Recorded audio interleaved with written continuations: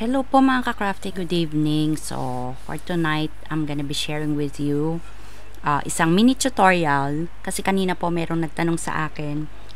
Merong nag-comment actually dun sa senior ko na mga, ang tawag dito, encouragement for students na mga badges na 58mm. Tapos ang sabi sa akin, wala ba tayong square nito, yung 50mm na square ng badge na version nito? So I told her, meron na tayong diba? Meron na tayong ni-release na drag and drop na template para sa mga badges, and you can use that para i-convert yung mga bilog mo papunta dun sa square.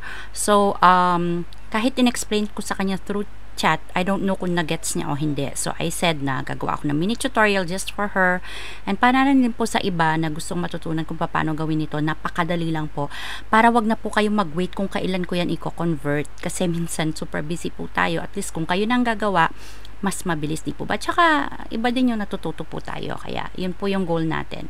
So tuturo ko po sa inyo ngayon kung paano mo po na i-turn natin from this na circle into this na square. Okay, so nag-copy po muna ako dito para hindi ko siya magalaw yung original. So eto po yung mga circle natin. Okay, so ang gagawin po natin is mag-open po tayo ng isang page, magdagdag tayo ng page sa baba, so that dito po yung working area natin. And then etong badges guide size natin, meron po tayo. So from 58mm, gagawin po natin 50 by 50mm na square. So we're just gonna select this all, right click, copy, or control C, tapos dalhin natin dun sa bago natin ginawa, lagay natin dito, control V or right click, paste. Yan po. So eto po siya, we're gonna work on this.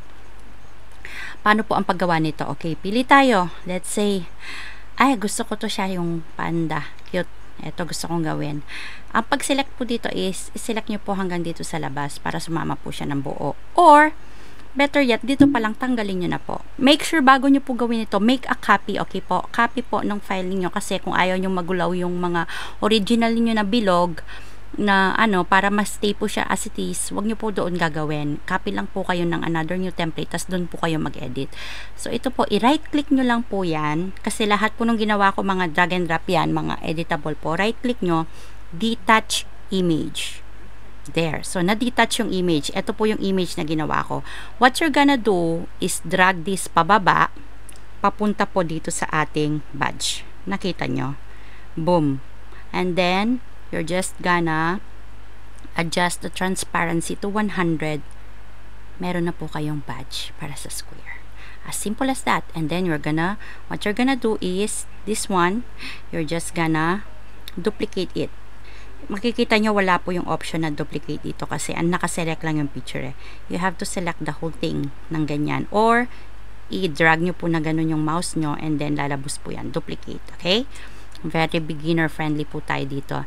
And then ito, gusto ko rin to, right click, detach image, drag, drop, boom, another, tapos okay, select all, tapos duplicate. Gusto ko galing naman dito. Okay, gusto ko tong si hamster. Capybara yata to, hindi ko alam. Ito na lang, parang maganda to Right click, detach image. Pwede rin pong right click, cut, tapos idikit nyo doon. Or ako, ginagawa ko, dinadrag ko lang po yan. Dinadrag ko lang. Ayan, drag. Ayun, another finished product. Di po ba ang bilis-bilis lang? Drag, duplicate, and then this one is a good one. Right click, detach image, drag, drop. Ganyan lang po kabilis. I-arrange nyo po yan, i-cut nyo po yan, finish na po yan. Kaya, yun, that's another tip for today. Maraming salamat po. God bless, and sana may natutunan po kayo, and stay tuned po sa ating mga susunod na mga tutorial. God bless. Bye.